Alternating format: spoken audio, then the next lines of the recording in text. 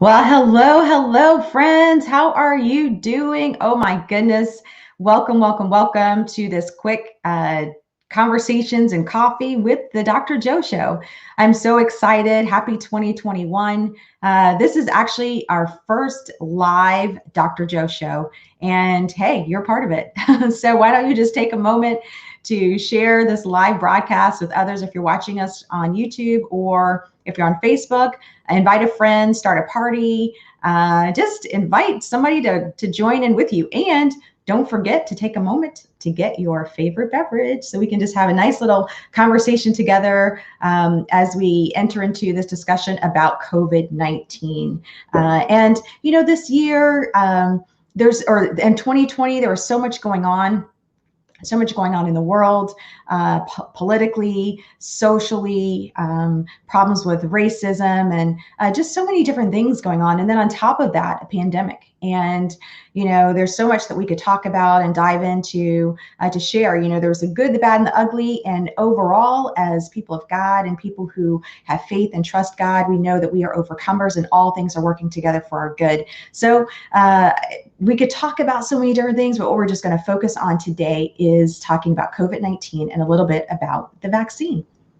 And what stimulated this, besides, just feeling like the Lord was leading me to share this information with you, is that I had the vaccine on January the 31st. Woo-hoo! So I figured, hey, let me share my experience with those of you who may be curious about it, those of you who may be a little bit hesitant about it, maybe answer a few questions, and then we'll go, sip some coffee or some water or whatever it is that you have that you want to share in on the conversation.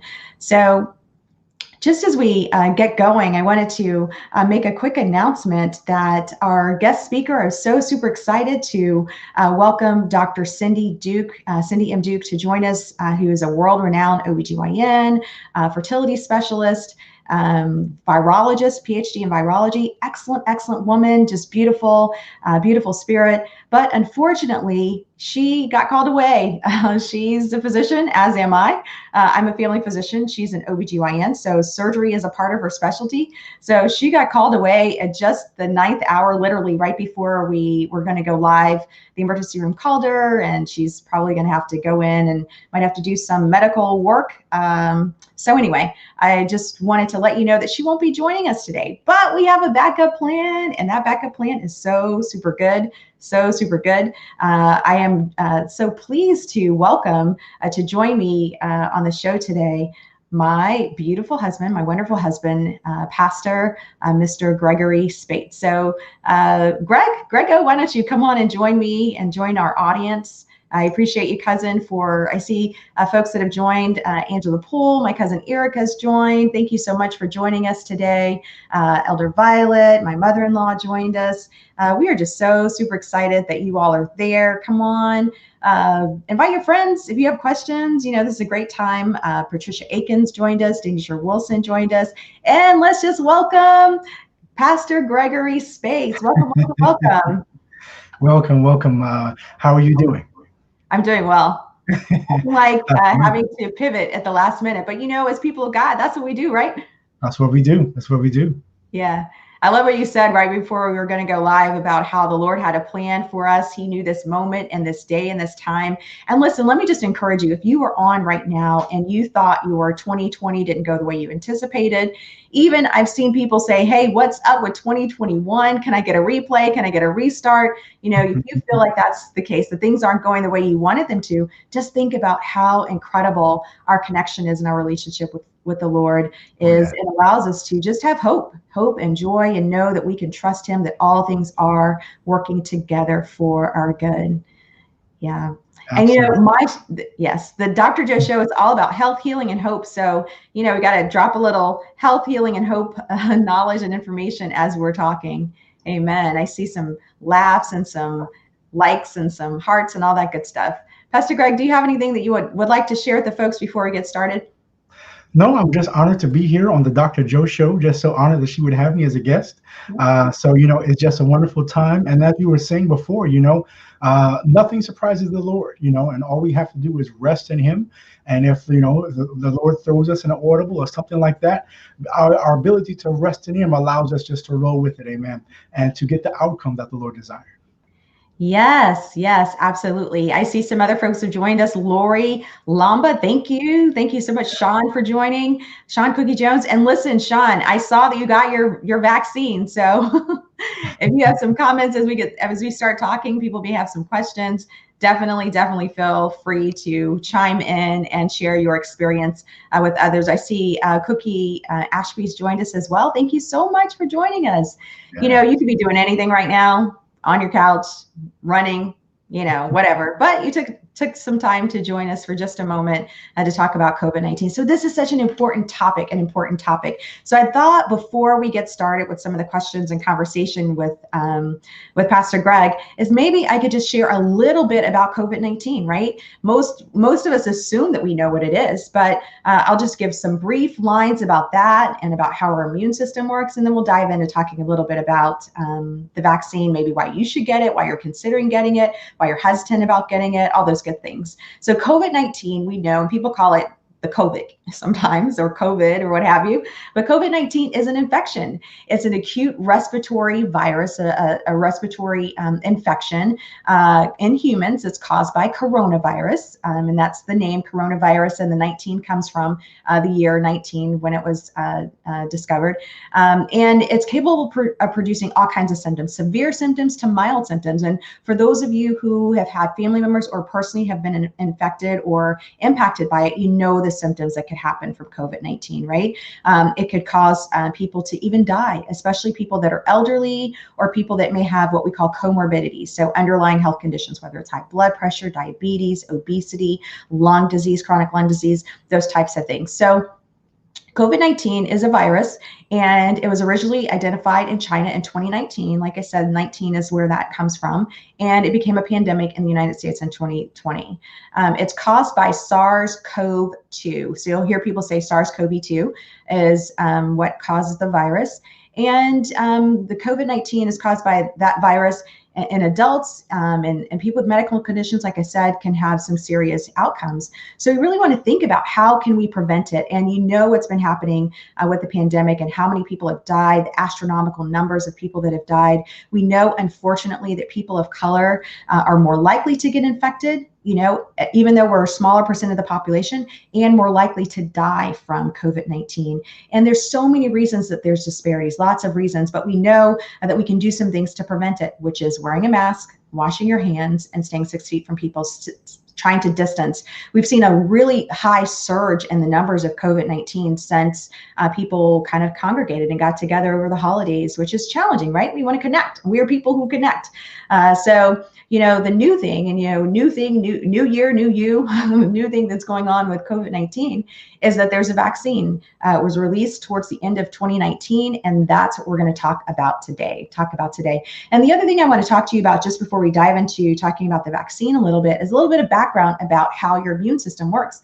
So we know if we think about how the immune system works, that helps us to understand how the vaccine works. I think people get a little bit nervous. The less you know, the more nervous you get about, going forth with things or understanding things and how it may impact your body. So, how does the immune system work? When your body gets infected with the virus, and coronavirus, the SARS-CoV-2 is this particular type of virus causing COVID-19, which is very severe, but coronaviruses have been out there for a long time causing colds.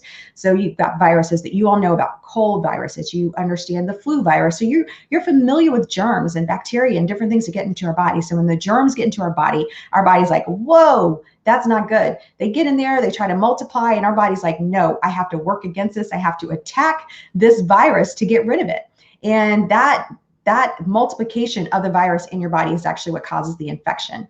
And your body contains all these different cells, red cells and white cells, all these different kind of cells to try to fight the infection. So it's white blood cells mostly that try to fight this infection. And there's 3 different ways that the infections work. Are you guys with me? Yes. Thank you, Angela. Thank you so much. I appreciate you saying that. So listen, there's macrophages, which I like to think of them as like, if you think about like a little Pac-Man or Miss Pac-Man that kind of chops it up. So the macrophages are one part. They're white cells that swallow up and digest the germs and dead and dying cells, and they leave parts behind. Those are called antigens. The body sees those antigens and then stimulates what we call an antibody response to it to try to attack it. Okay. Then there's B cells. The B cells are like happy cells. There are just defensive cells. There are defensive white blood cells. They produce antibodies to attack these pieces that are left over by the macrophages and just try to get rid of them. And then you also have what we call T cells. And the T cells are a different type of immune cells in our bodies. And these T cells, they attack they're attacking cells as well. So that's what I wanted to talk to you just a little bit about as far as our immune system works. And then we'll kind of get into how the vaccine works and, why it was important to talk about we'll talk a little bit about the different types of vaccines. But I want to bring Pastor Greg back, and I want you to go ahead and get your questions ready. So I see a lot of folks chatting and hanging on the line with us. So why don't you get your questions ready, and we'll try to share. Thank you, Cookie. Definitely, Sean.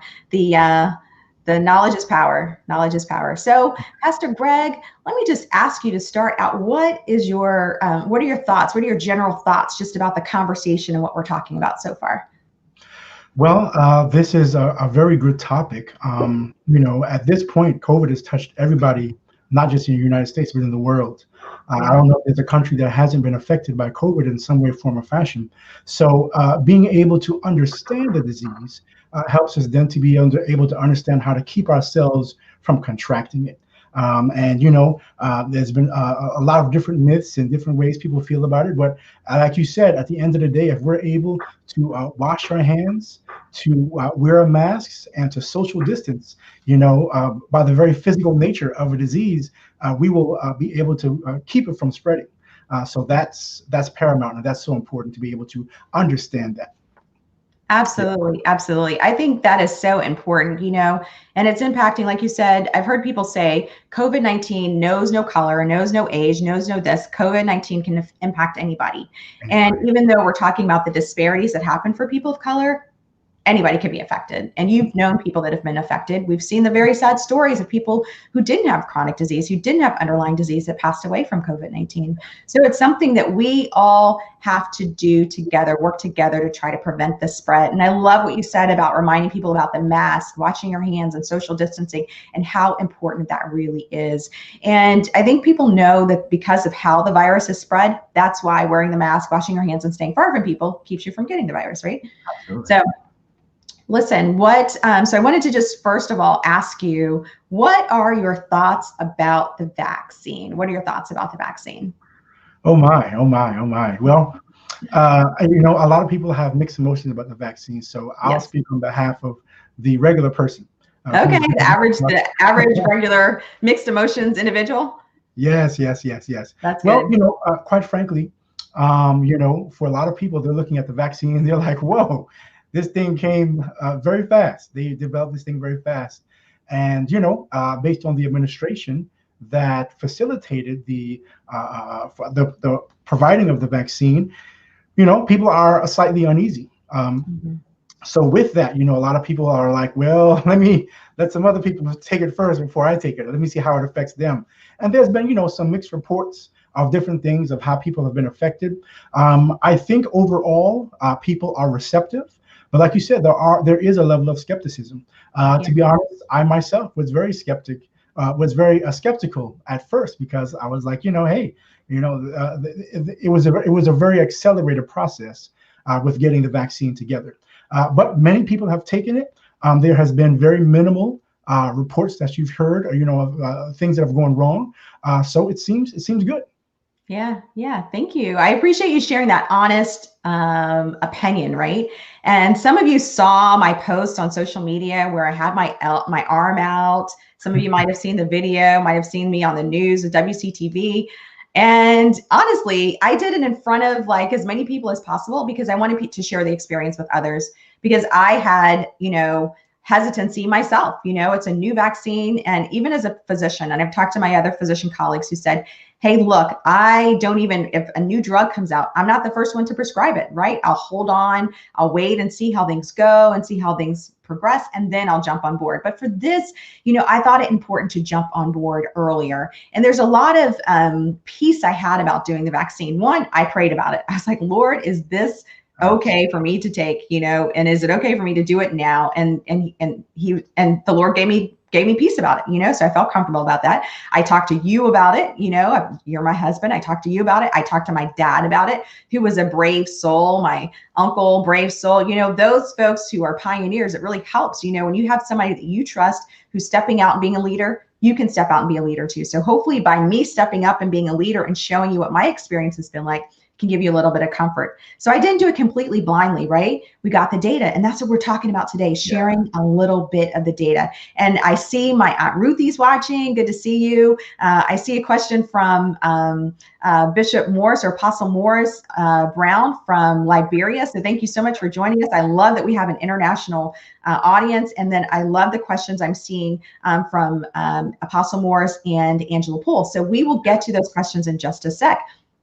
So listen, when I got the vaccine, like I was saying, I got some information about the vaccine, and a lot of people said, wow, this vaccine is so new. How could you jump in there and get the vaccine? Well, first of all, they've been working on vaccine development. It was like 10 months before it showed up. And I had a wonderful time being a part of an online group earlier this week where they were talking about how, mRNA vaccines and that process and looking at these kinds of viruses, these coronaviruses, there's been like a decade of research, So it's not like people started from ground zero to come to this vaccine. People had been researching mRNA vaccines. They had been researching how to address coronaviruses. And so it was kind of primed to help them kind of move things along because of the pandemic. We were in the midst of needing to get things done quickly, and so the vaccine, do you have a comment?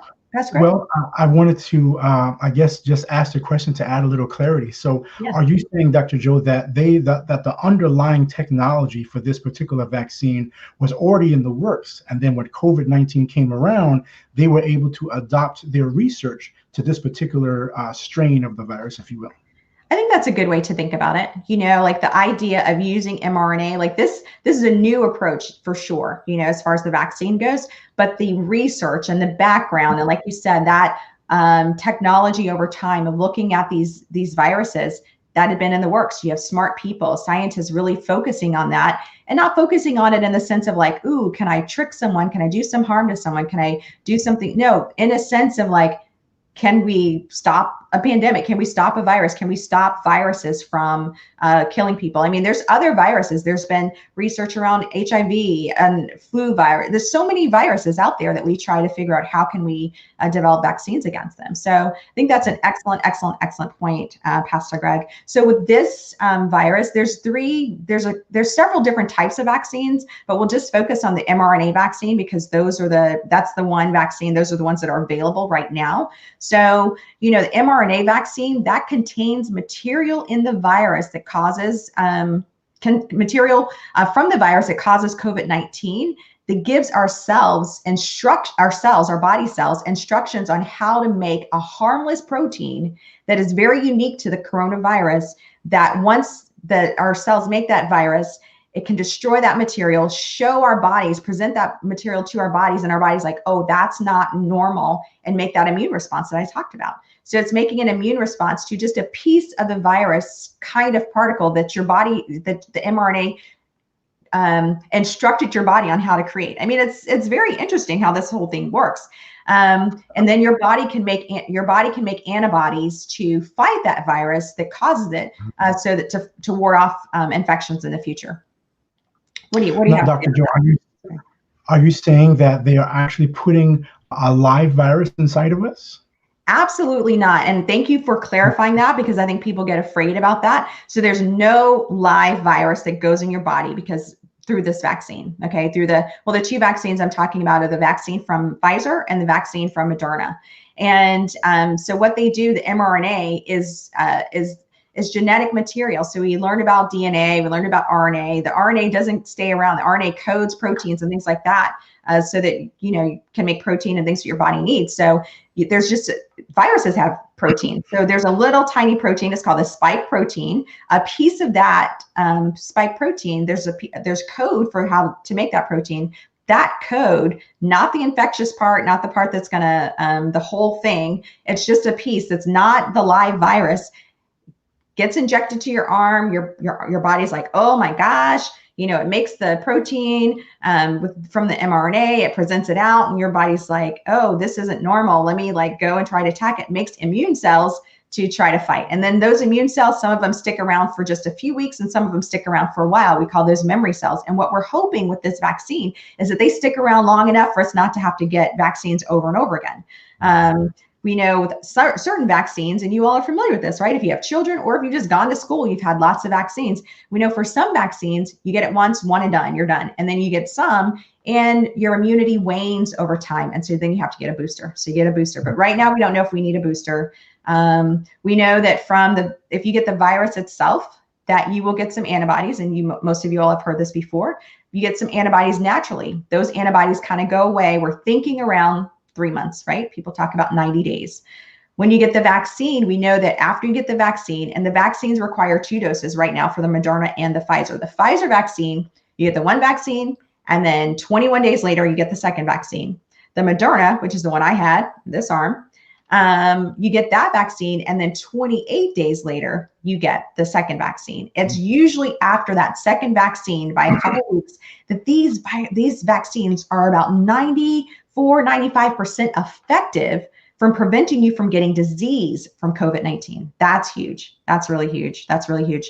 So let me look at a couple questions and then we'll come back to talking about why, talk a little bit more about the vaccine, how it works, and why. I think what I'd like to talk about is why you still need to wear a mask after you get the vaccine. Well, Dr. Joe, right before you go there, I'm very curious. I love the mechanisms behind it because, scientists as well. I'm a computer scientist. You're a regular scientist, but I love the fact that there's code inside of the vaccine. So why does it take 2 vaccinations? I'm sure, is it the same code in both, or is it just a reinforcement of the code so our cells don't forget?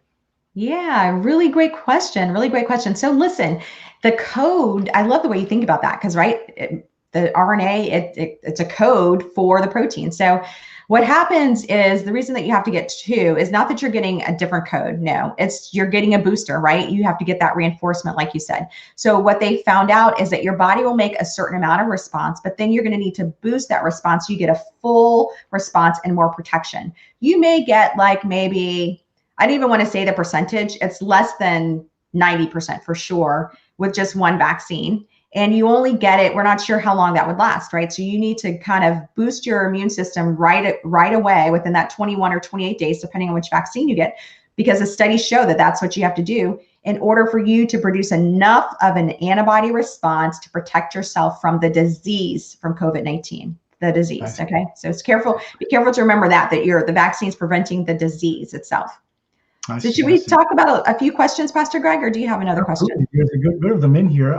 Which one would you like to start first with? Let's maybe go with Apostle Brown's comment, and then we'll go with Angela Poole's comment. All right. Well, he asked, do you think that the vaccine will bring the virus to an end?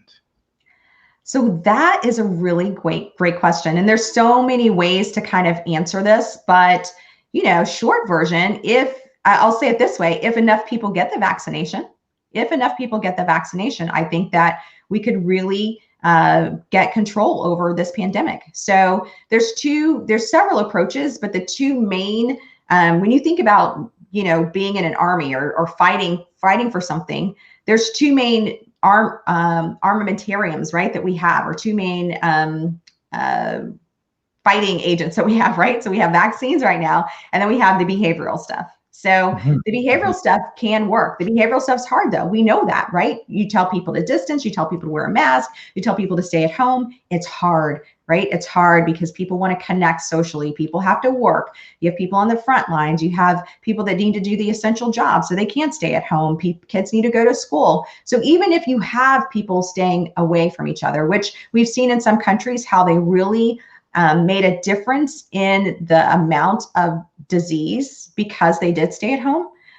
But that's not enough, right? You have that, especially with the burden of disease we have right now. We need something else to go along with it. So besides wearing the mask and washing your hands and staying at home, which is still extremely important to do, we also now have vaccines in our armamentarium. And if we vaccinate, I think we say around 70% of the population, or if 70% of the population is immune, that's going to really decrease the spread of this disease. We're going to get a handle on it, going to get a control. So thank you so much, Apostle. That was a great question. There's so much more you could dive into, but that's kind of the nitty gritty, the short version of, I do think that it will help us get to a better place.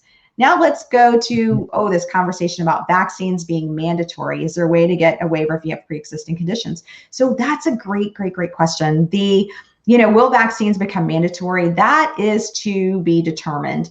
I don't think it'll happen right just yet because these vaccines are under emergency use authorization, which means, so when you have vaccines that go through a process of clinical trials, there's several stages. So you've got the pre-stage, and you've got phase 1, phase 2, phase 3, phase 4. Phase 4 you get to is where the vaccine, so you go from it being, you give it to animals, then you give it to a small amount of people, then you give it to a large amount of people, you give it to a small amount of people who are healthy, then you give it to a larger amount of people and include people that aren't healthy, and kind of a big mix, and then you release it, right? And then you watch and see how things go. You monitor things. So right now we're in the phase where it's under emergency use authorization. So we didn't have the benefit of like years and years and years to see what's going to happen with this vaccine. We just have a short window. We have 2 months maybe to see what's happened to people, 3 months. And as time progresses, we're getting more and more information. So the phase that we're in right now is kind of seeing how people respond to it, paying attention if there's any adverse effects, paying attention to see if anything comes up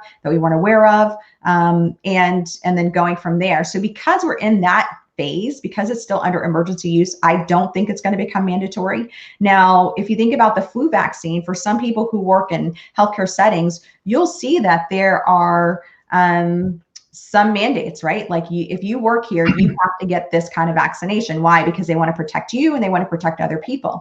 Now, there are caveats, right? There are exceptions. So people have exceptions. They may be allergic to it. They may have some kind of religious reason that they can't get it. And if there's some kind of condition that is contraindicated, meaning that you shouldn't get it if you have that condition, then of course, you're not going to be mandated to get a vaccine that's going to be harmful for you. There's only a few conditions right now. Like we know if you have anaphylactic reaction to vaccines, then you probably shouldn't get it. And that's where if you've had a vaccine before and you can't breathe, your throat swells, your heart starts racing, you have a serious reaction, very serious reaction, then you should not get this vaccine. Now, there's a lot of other unknowns as it relates to who should get the vaccine, with certain conditions, but most chronic disease, people with chronic diseases, those are the people that are at highest risk for having adverse effects. So of course, a conversation with your provider, but for the most part, a lot of the the national bodies and experts and physician groups are, and the immunization groups, CDC, they're recommending vaccinations for a large group of people. Right now the vaccine's only available for adults, so that's one big group that can't get the vaccine right now. Good. Do you have any comments on that, Pastor Greg? What are your thoughts about mandating vaccines? Well, like you said, because we're in the emergency stage, that probably, they can't do that. Plus, there's not enough of it to go around for it to be mandatory. Ultimately, I could maybe see how that could happen, just to make sure they're trying to mitigate the spread, to make sure it doesn't spread to too many areas.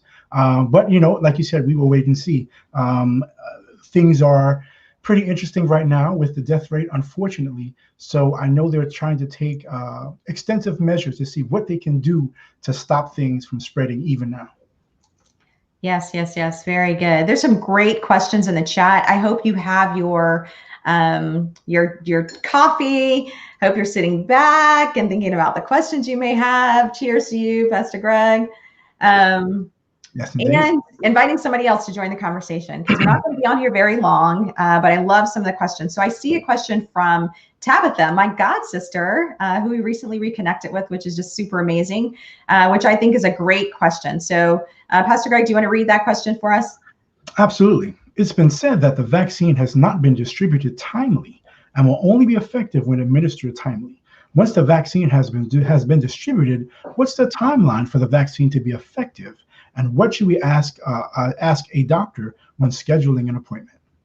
So this is a great question, and it's so pertinent right now, because what's happened is, thankfully, a lot of people want to get the vaccine. Now, for people of color, that number is smaller. There's more hesitancy, but there's a growing number of people that want to get the vaccine.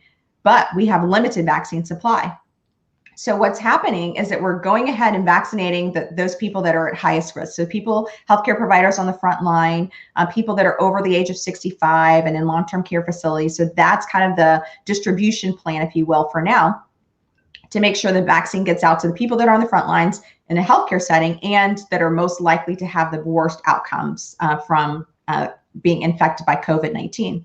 Mm-hmm. So those folks, that vaccine number right now is limited. So we're vaccinating as many people as possible with that first vaccine. The second vaccine for Pfizer needs to be within 21 days. And there's like a plus or minus 4 day on that other end where you don't want to give it too early.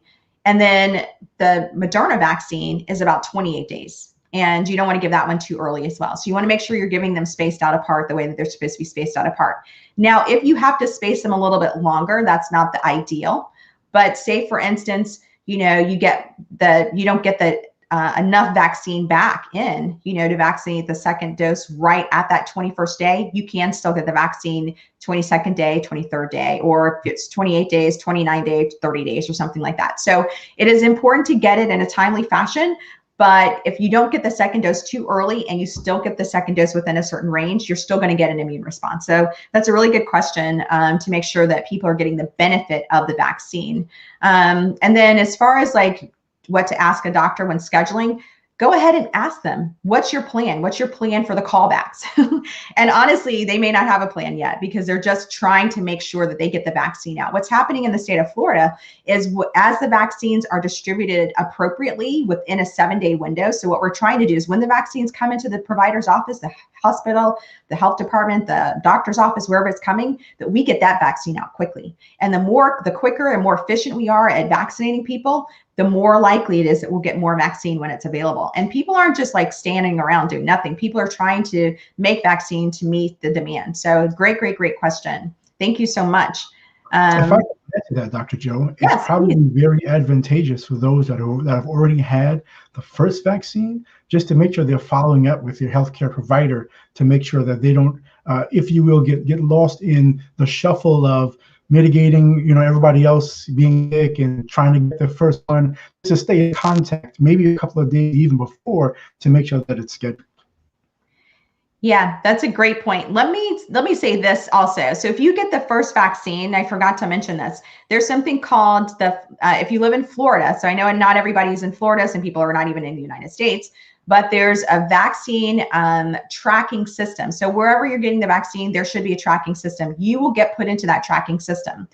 Through the CDC, the Centers for Disease Control here in the United States, they also have what's called a VAERS program, or it's called VSafe. It's an app that you sign up for. So when you get the vaccine, you put in the model number that you got and the date that you received the vaccine, and then they will text you. I've been getting texts. They'll text you every day for like a week, and then once a week for several weeks, and then once a month to just kind of follow up on you, make sure you're not having adverse effects, give you information about where you can go. And then in addition, you keep a card yourself of when you got the vaccine, which vaccine you received. Because if you get the Moderna vaccine number 1, you want to get the Moderna vaccine number 2. Okay, you don't want to switch between. If you get Pfizer for the first one, you want to get Pfizer for the second one. All right, so you want to keep track because you may forget in a month, gosh, which one did I have? I'm not sure. Keep your card. The doctor should give you a card. So if you are at your doctor's office, make sure or your provider's office, you say, hey, can I get a card you make sure you write it down, put it in your phone, take a picture of it, whatever, keep your card. And then the third thing that I want to say about that is that for people who live in Florida, there's a Florida Shots program. And I'm sure each state and each country has their own vaccine monitoring or logging process. So for Florida, we're able to log it in Florida Shots. So if you go anywhere in Florida, you're getting your second vaccine. Say, for instance, you move in the middle of all of this and you need to get your second vaccine.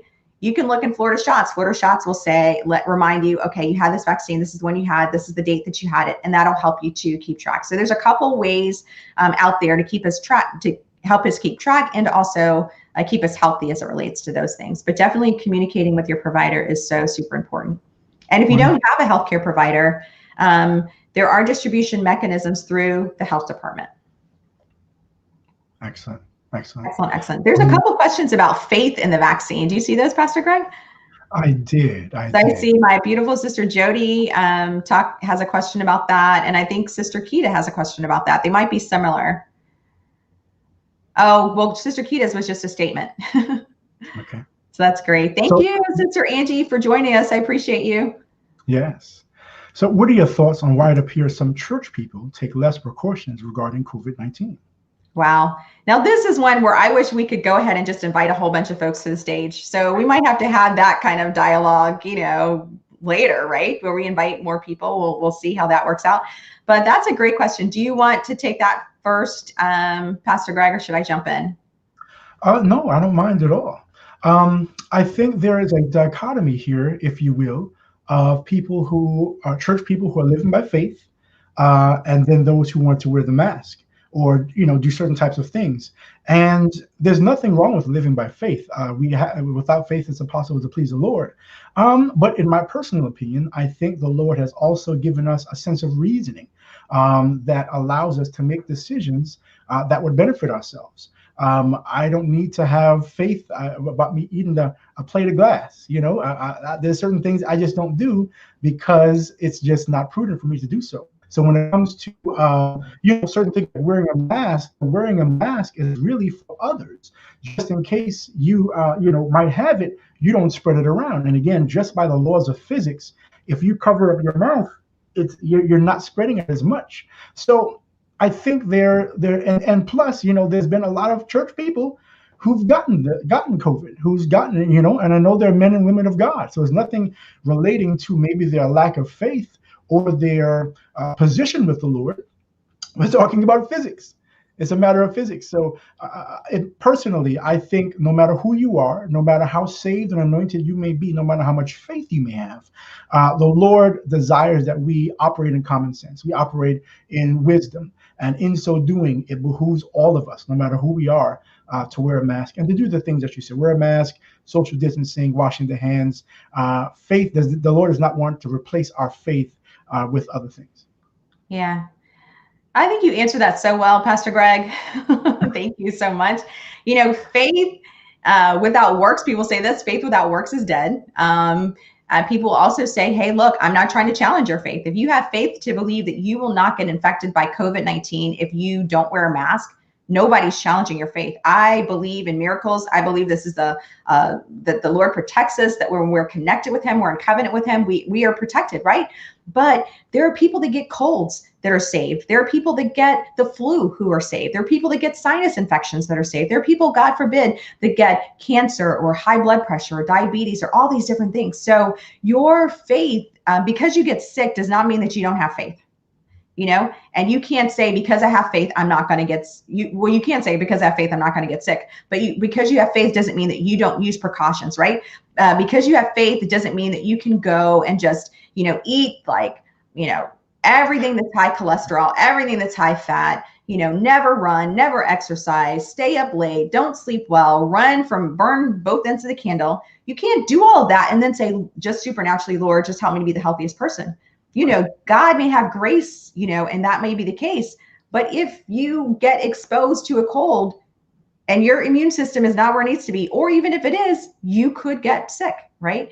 Or if you get exposed to any kind of virus, or if you, like I said, you do those things that aren't necessarily healthy behaviors, you may get sick from that, even if you are saved, Christian, filled with the Holy Spirit. So we're not minimizing faith because we are people of faith. We believe in miracles. We believe in protection. I've been working on the front lines way before the vaccine came out. So I thank God for protecting me through all of this, right? Because it's just by the grace of God. But I think we have to have wisdom, as Pastor Greg said. If you congregate with a bunch of people, not even a bunch of people, could be 10 people, could be 5 people, if you have those big groups together, if you don't wear a mask, if you don't wash your hands, if you touch your face, or you don't stay 6 feet apart, you can get COVID-19. And the problem is, that some people get it. It's not a big deal. They hardly feel it. And then other people, get super duper sick from it and recover from it, but still have some long-term effects from it. Or some people unfortunately die. So, that's a risk we don't need to take. And that's why arming ourselves with information, arming ourselves with the vaccine, arming ourselves with a mask, and staying 6 feet apart, using hand sanitizer, washing our hands, those are the things that we can do. God gives us wisdom, right? God gives us wisdom. So this kind of goes to a question that Aunt Ruthie had. Go ahead, Pastor Greg. Well, just to take that a little further, It's not that you're living in fear. You're living in wisdom. So many people say, well, I don't want to live in fear. It's not about living in fear. It's about living in wisdom. And that's what God has called us to do. Yeah, to be wise. I love that. I'm going to embrace wisdom and love and health.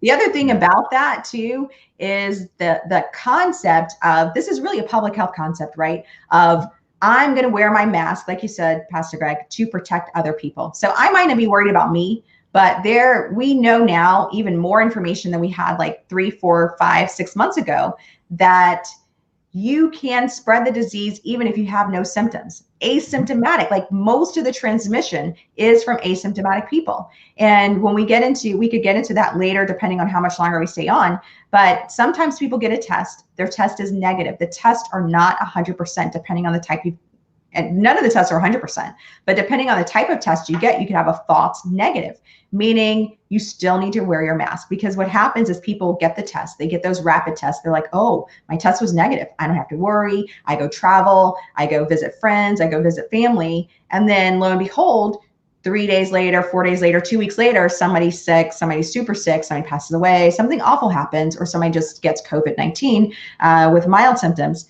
Well, it's because they didn't realize that they were carrying the virus, even though it wasn't making them sick. They passed it on to other people. So my Aunt Ruthie said, after you have the vaccine, 2 vaccines, do you still have to wear the mask? And the answer is yes, because what happens, the vaccine prevents you from getting disease. But what we don't know, and that's part of the limitation of not having a lot of studies, what we don't know is, does the vaccine prevent you from getting infected, right? So you could get COVID, exposed to COVID, and not get sick from it. The vaccine will keep you from getting sick from it, keep you from getting really, really sick from it, I should say. But it might not keep you from spreading it to other people. So until we know more information about that, we still need to hold tight a little bit longer, wear the mask. You just may feel a little bit more confident, I'm feeling like, oh my goodness, I feel a little bit more comfortable, even though I'm having to go in spaces where people might have COVID-19, I'm still going to wear a mask. I'm still going to wash my hands. I'm still going to do all that stuff. But I feel a little bit more confident because now I've had the vaccine. So it's like my second level of armor. So I'm really proud of you who got the vaccine so far. But don't forget to keep wearing your mask. So there's a great question out there, Pastor Greg, about allergies. And I know this is something that came up a lot from Marie, if we want to share that question. Yes. Okay. Great information. I'm allergic to penicillin. Can I take the vaccine? Such a good question. Such a good question. So what we know, I mean, we were feeling pretty comfortable. Then we heard about these people who had severe allergic reactions after getting the vaccine. And then all of a sudden it's like fear came up. It's like, oh no, you cannot get the vaccine if you have. Right. Hold up. Yeah. And that happens, especially because we're watching everything with a microscope, and everything's so new. Anything that happens with the vaccine, you're going to see it on the news. It's going to get blasted, but you got to put it into context and you got to get the information. So we're still learning. We're still getting more information about the vaccines. But what we know is, that these allergic reactions that you have to be most mindful of are the ones specifically to vaccines. So if you have what we call anaphylactic reaction, which I described earlier, you get the vaccine, not this vaccine, but say you got the flu shot before, the tetanus shot, or whatever shot you got before, and you had a bad reaction, like you couldn't breathe, your throat was closing up, what we call a systemic reaction. You had shortness of breath, whatever was going on, a major reaction, anaphylaxis, your blood pressure dropped, they had to rush and take care of you, right? Then no, you do not get the vaccine. But if you have an allergy to like something else, maybe food, maybe something else, then it's not a contraindication, meaning it doesn't mean that you can't get the vaccine. It means that you have to be watched after you get the vaccine. So for me, I've had an allergic reaction to a medication before, severe reaction, anaphylactic reaction when I was younger. Thank God I'm healed from that. I don't take that medication or any medication for that anymore. So I praise the Lord for that.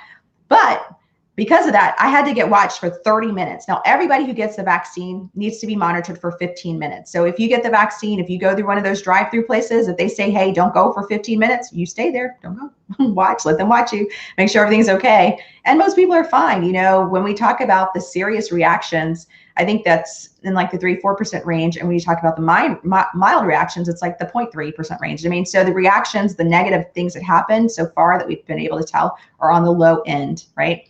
But anyway, so you want to be watched. If you have some kind of reaction that's not an allergic reaction to vaccines and you get the vaccine, you just want to be watched for 30 minutes instead. So instead of 15 minutes, I had to wait 30 minutes and I was fine. Yeah. And if you have some concerns specifically, I mean, I'm not like your medical provider, so I can't give you medical advice. So if you have specific questions about like your health, your individual health issue, your underlying condition, definitely ask your provider about it. But just generally speaking, if you're not allergic to vaccines, you haven't had an anaphylactic reaction to vaccines, then you can still get the vaccine. The vaccine, like if you're allergic to, like when you look at the components, it's pretty interesting. The vaccine mostly contains vaccine, and then it contains like sugar, sucrose, sugar, and I think it's polyethylene. I forget it. It's PEG basically, and that's what people are allergic to from vaccine to vaccine. So that's why they say if you get that, if you have allergic reactions to other vaccines, be careful about this one. I see. Don't get it basically right now. Sure. Sister Cookie asked a great question. If you don't mind. Oh, sure. Sure. So while we're getting Sister Cookie's question ready, you're welcome, Aunt Ruthie. I want to just encourage you. We're probably going to be on for just another 5-6 minutes or so. I want to encourage you. Hey, if you haven't shared this, if you haven't invited someone to hear, if you haven't asked your question, if you have a question that you've been burning to talk to someone about, feel free to just put in the chat. Even if I can't answer it, I will try to get you an answer if I can. But anyway, I see my friend Tanya Jean. Funny. Hey, good to see you, friend. So good to see each and every one of you on. So yeah, let's just get, thank you, friend, Dr. Strong Duckworth. She's an excellent family physician here in Tallahassee. So I appreciate and honor that she joined us as well. Indeed. So yeah, let's hear from Sister Cookie. All right. If I go out of town and I live with other family members, should I get tested before I come back around them? So if you go out of town and live with other family members, should I get tested before I come back around them? So that's a really good question. And there's so many nuances about how to handle those things. So kind of depends. You definitely don't want to spread the disease to other people. And you definitely could be an asymptomatic carrier. So I think the question is a really good question. So as it relates to getting tested, there's a couple different things. One, do you have a known exposure? So if you know that you were exposed to someone else, then you need to isolate yourself. You need to quarantine basically you want to quarantine, which means you want to separate yourself from everybody else for 10 to 14 days. It depends on whether or not you get a test. Yes, Pastor Greg. What constitutes known exposure? Like if you are around someone who you know has COVID. So if you know that you're around someone who has COVID, then you should definitely quarantine, so that you don't spread that to somebody else. And sometimes you may not know that you don't know for sure that person had it, but say that the person had like the symptoms that go along with COVID, right? They lost taste or smell, they have fever, shortness of breath, they have flu-like symptoms, runny nose, cough, anybody that's had any kind of like upper respiratory kind of symptoms, anything like that, then you definitely want to keep yourself from your family for 14 days until you know that they're healthy and that you're healthy. As far as getting tested, the timing of the testing is important. So say you got exposed today to COVID-19 and you got tested today and it was negative, you could still have been infected for COVID-19. And it may take 72 hours for that to show up positive. Okay. So just remember, like, the timing of things is important. So even if and that's why we say wear your mask and stay 6 feet apart. And, if you think you may have been exposed, then you need to stay away from people until you're clear, until you know that you don't have any symptoms. And thank you, my beautiful cousin, Cheryl. He was asking, what is asymptomatic? That means you don't have any symptoms. So you could be feeling fine. You're living your best life. Hey, I'm good. I don't have fever. I don't have runny nose. I don't have cough. I don't have sore throat. I don't have change of smell. I feel fine. I don't feel achy. You're feeling well. That's asymptomatic. You don't have any symptoms. Asymptomatic. A is without symptomatic symptoms. So you don't have any symptoms. You're doing good. You could be that way and have been exposed to the virus and be a carrier, or just not have symptoms yet, because it could take, several days for you to develop the symptoms. And in that period that you're feeling well and developing symptoms, if you're around all these different people, you could be spreading it to them while you're not feeling bad, but you still have the virus. And then you get the disease, right? You see the infection show up because you start to feel bad. You're like, oh man. And that's, that the trouble right now, especially in the county where we're living in, we can't even really do what we call contact tracing. So a lot of times when you've been exposed to, when you show up sick, basically with COVID-19, we try to figure out, well, where did you get it? Was it at your cousin's house? Was it when you went to the store? Was it because you were at work with someone who had it? We try to trace it back so we can find those people and say, hey, this person's sick. You need to, make sure that you're not around other people so that you don't get them sick, and you need to watch your symptoms. Because it's so spread in so many areas, we don't even have the capacity to do that. So that's why it behooves us. We have to do our part.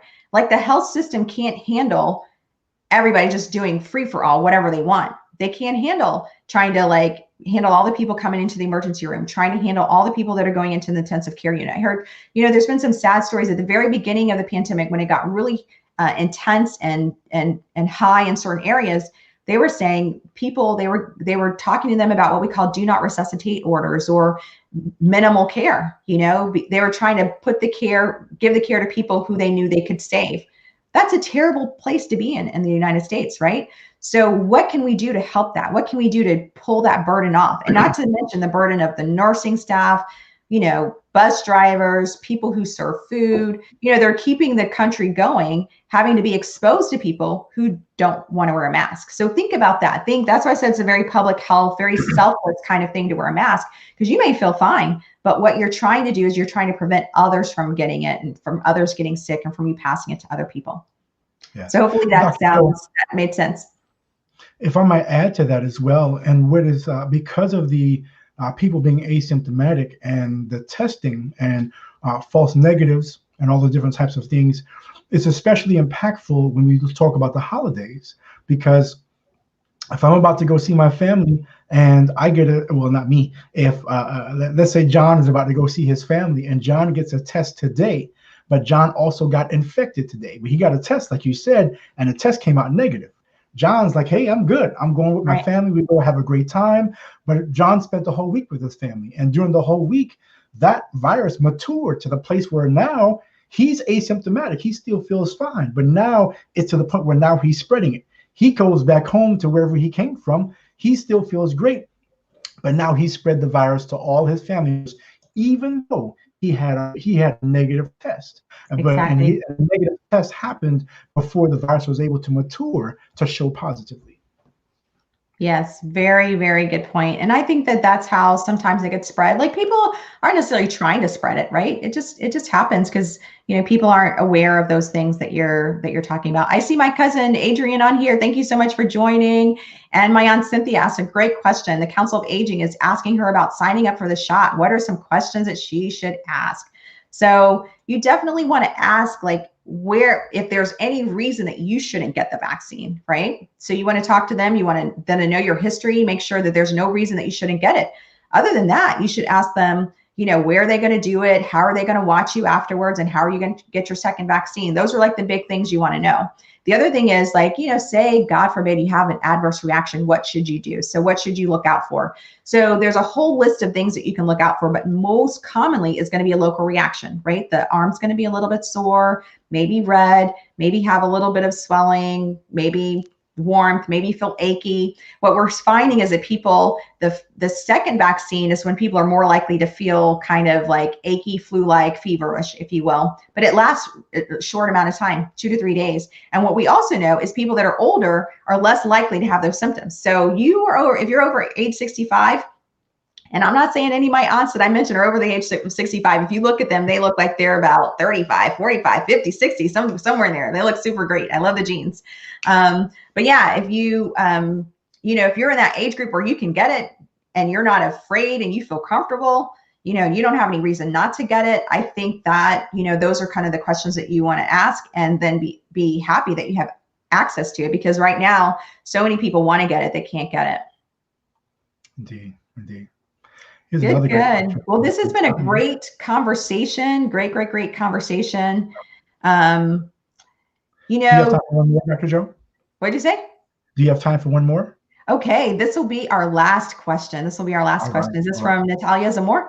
Yes. All right. She said, can carriers remain asymptomatic? And how long are they carriers of the COVID virus? That's a great question. Wow, that's a deep question. So the first part is easy. Yes, the carriers can remain asymptomatic. There are people that may never actually get sick from coronavirus. And we probably, honestly, don't know all those people because we're not testing them. They don't have symptoms. They don't go in to get tested. We have no idea. So, and I don't remember the number off the top of my head, so I don't like to make stuff up if I don't know it. So definitely people can have the virus without passing it on and without being sick. Without being sick and potentially pass it on is what I was trying to say. They can potentially pass it on without being sick, which is why the whole thing about why we need to wear masks. And that's what we were saying earlier, that you can be asymptomatic. Now, how long does it last? And I think my cousin's asking that question too. The beautiful Cheryl is, what does it mean? Will you always be asymptomatic if you're a carrier, or will you always be a carrier? So that's a great question. I actually don't know what the longevity of their timeline is for people that have been carrying the virus, for them to no longer carry it, for them to clear it from their bodies, or for them not to pass it to other people. I don't actually know what that answer is. Sorry. Mm-hmm. But it's a great question. I'm not sure we know. And I just might not have read about it yet, because like I said, you could have like tons of people out there spreading it around, not knowing that they have it because they don't have any symptoms. So they have no reason to get tested. Sometimes people will get tested because jobs are requiring it, or a lot of people going back to school, schools may require it, things like that. Excellent. Thank you so much for joining, Sean. We appreciate you. Thank you for your frontline work as well. So my lovely friend Tanya Jean Funny is asking about the vaccine, getting the second one, and then getting the first and not having the second one available.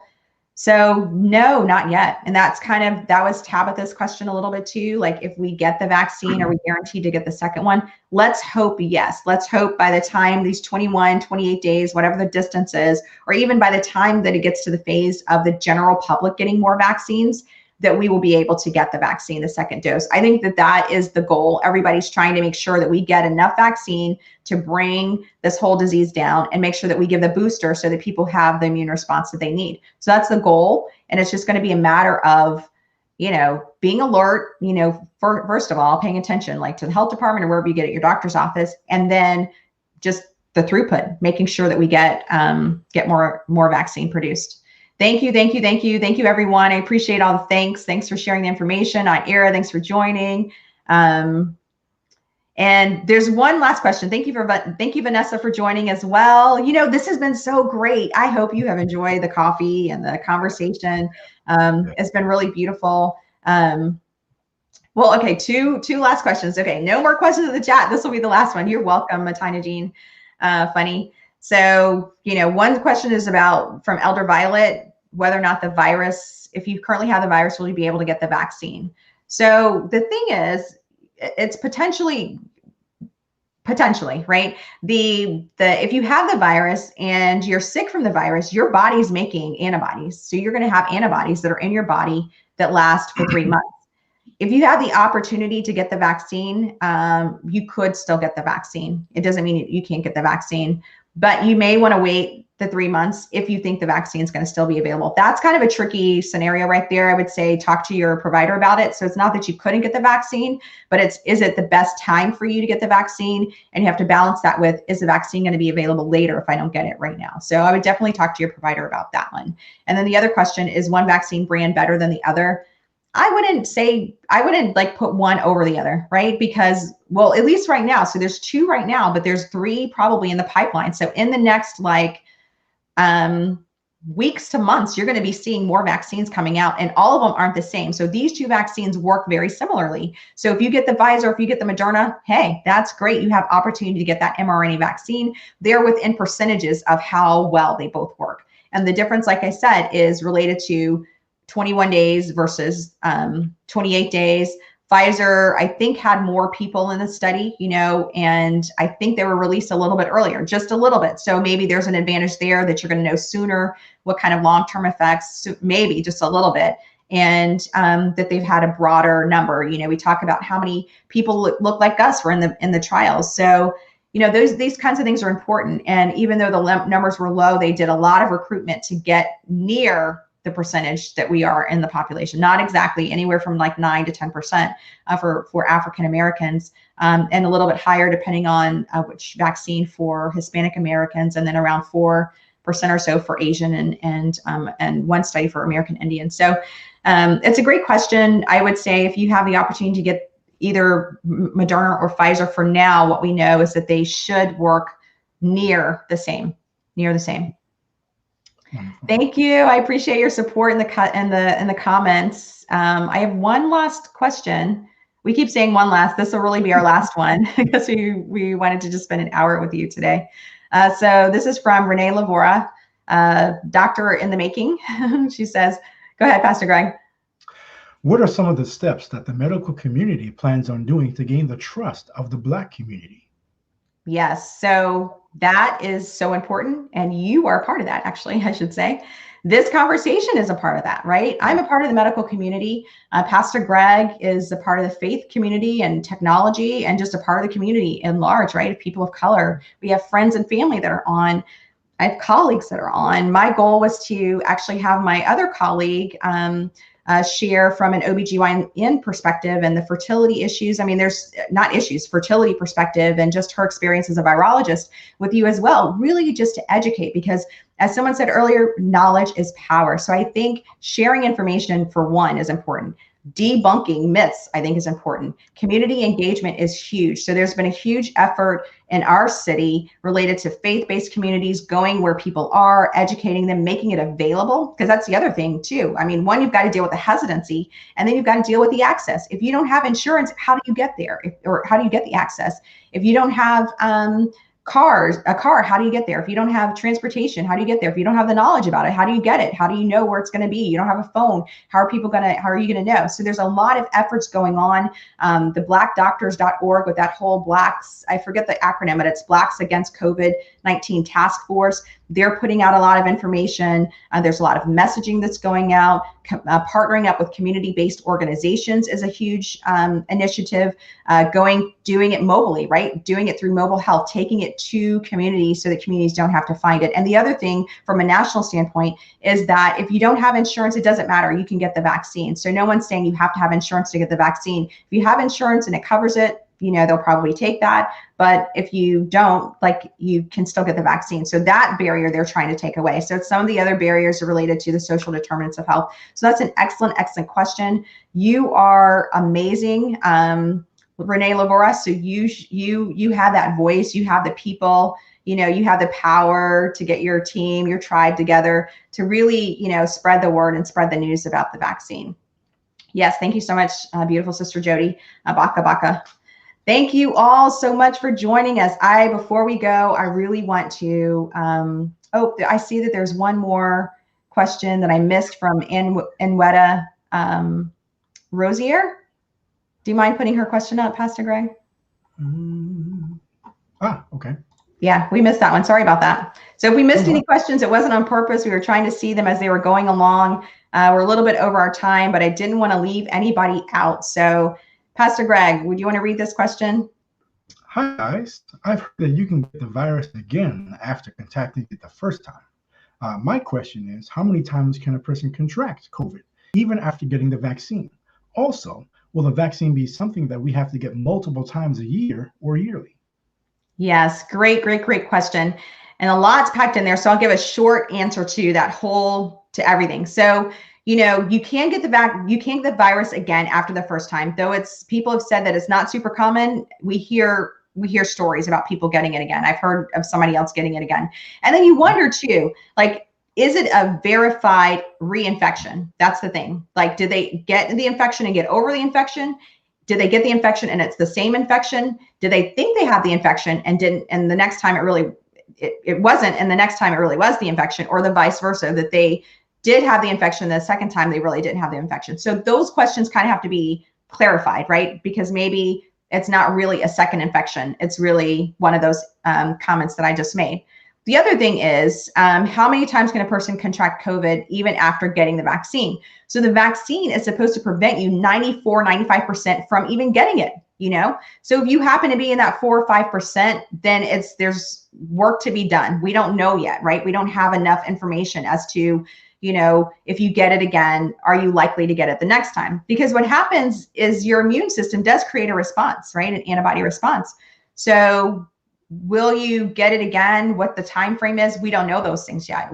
There's some preliminary data that if you follow, kind of like, you have a trend and what happens. And then if you follow, if you extrapolate out and look at where that trend is, there's a little bit of data that says that this vaccine may last for a while. At first we were thinking months, but now maybe months, like maybe a year, maybe 2 years. So we don't know yet. Keep your ears tuned, stay tuned to hear what's coming out from the CDC, from Dr. Fauci, from Dr. Corbett, from different people, to see what's happening and more information that we get about how long this vaccination is going to last and how long it's going to protect us. But I've been encouraged recently by some of the information I'm receiving that it's going to last a little bit longer than we thought, which is great, because who likes to get a vaccine all the time? You get it if you have to, but if you don't have to get it for a year or two, yay, that would be great. So I'm not saying that's the case. I'm just saying that we know that it's looking like it's going to give us some protection for a little bit. Well, excellent, excellent, excellent. Thank you so much for joining us for our Coffee and Conversation, the first Dr. Joe live show ever. You have made history to be a part of this. I would love for you to just take a moment to like me on Facebook, not on Facebook. Well, you could like me on Facebook too, but to like me on YouTube and follow me on YouTube. We plan to share more information and just see how things grow over the year, all related to health, all related to healing, all related to hope. Before we go, I really just want to give Pastor Greg some closing comments as a pastor, as a husband, as a future father of my babies, baby daddy. I want to give him the opportunity to just share some closing words with you. Well, I thank you, Dr. Joe, for this wonderful opportunity to share the stage with you. It's my understanding that you're going to be creating a Dr. Joe group later on. Another Facebook page that people can actually follow specifically for the show. So just want to give everyone a heads up. Later on, probably sometime today, she will let everyone know that you can also go follow the Dr. Joe show, and you'll have access to all this wonderful information. It's been great. It's been great. Just as someone who's not a doctor, it's always wonderful to hear professionals that you can kind of touch and hear the facts. One of the things that you talked about, which is so very important, is education. A lot of times, people get, sadly to say, a lot of their information from social media, from other people's reactions, which are usually second, third, and fourth, fifth, and 10th hand. And a lot of times, those are not filled with facts. So some of the fears and some of the reactions that people may have are to things they may have seen on social media, and even some on the news versus from actual doctors. So I appreciate you so much for having this platform where people could come ask questions and be educated. That's so very important. And just to remind everyone, just to, yes, to have faith. Even for those who are frontline workers like yourself, who are in harm's way, not because they choose to be, but because that may be their profession and helping others. We appreciate all the frontline workers. We appreciate doctors like yourself. And if you have to be in harm's way, just continue to pray and believe the Lord. And we are believing that the Lord will continue to cover you and protect you and keep you. Thank you so much, Pastor Greg. I love the pastoral piece, the encouragement around faith. And like I said, this is a show about health and healing and love. So hopefully you've been inspired. Hopefully you've been educated. Hopefully you've received some hope. Right? Like, we are not in a hopeless situation. All things are working together for our good, to them who love the Lord, who are called according to his purpose. So we are so hopeful and happy and joyful about what the Lord is doing for us in 2021. We also just want to give a great thank you to Pastor Gregory Speights. If you could just show some love, put some love out there, because at the last minute, he jumped in. He said, yes, I'm willing to go on the show with you. I'm willing to be your first special guest, which that's quite an honor. I really appreciate you, babe. Thank you so much for joining in. We appreciate you. And we look forward to the next time. So stay safe, wear your mask, stay 6 feet apart, wash your hands. And hey, if you feel comfortable, you feel like it's the right thing to do, go ahead and get the vaccination. Talk to your doctor about it. But hey, it sounds like a lot of you had your questions answered, and I'm really happy that you joined us for this coffee and conversation.